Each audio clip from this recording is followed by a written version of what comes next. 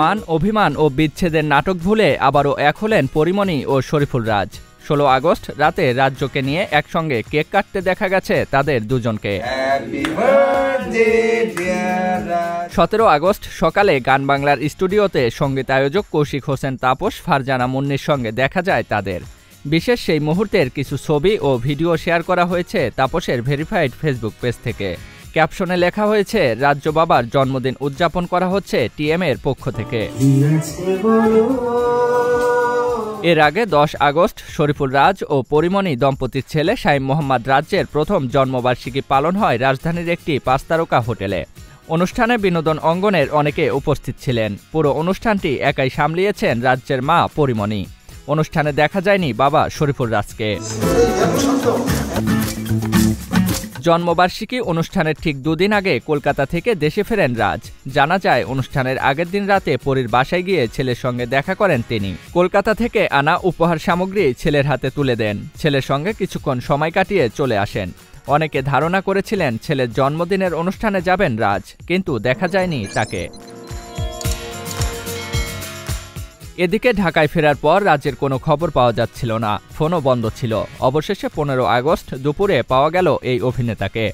ছেলের প্রথম জন্মবার্ষিকীর অনুষ্ঠানে না যাওয়ার ব্যাপারে জানতে চাইলে এক গণমাধ্যমে তিনি বলেন, কেন যায়নি, কী কারণে যায়নি সেটি আমি জানি, বাইরের অন্য কেউ বুঝবে না, তাই সেটি নিয়ে কথা বলে লাভ হবে না। বললেও হয়তো আমার কথা মানুষ বিশ্বাস করতে চাইবে না।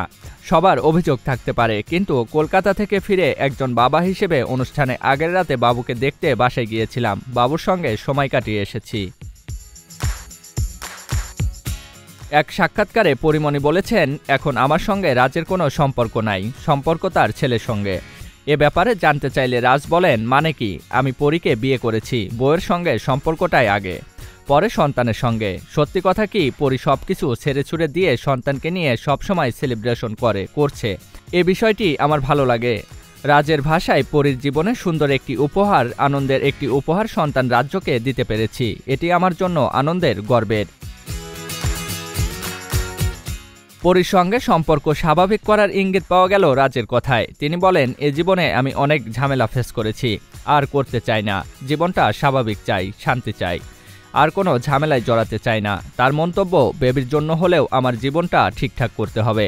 সে এখন বড় হচ্ছে, আরও 5-6 বছর পরে সে ভালোভাবে চলাফেরা করবে, কথা বলবে, তার একটা সুন্দর জীবন দিতে চাই।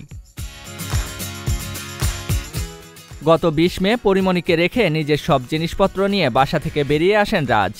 এরপর 29 মে দিবাগত রাতে রাজের ফেসবুক আইডি থেকে রাজ ও 3 অভিনেত্রীর ব্যক্তিগত কিছু ছবি ও ভিডিও ফাঁস হওয়ার পর থেকে দুজনের সম্পর্ক আরও খারাপ হয়। এরপর থেকে আলাদা থাকছেন এই তারকা দম্পতি। জিয়াউল ইসলাম, এসটি এন্টারটেইনমেন্ট।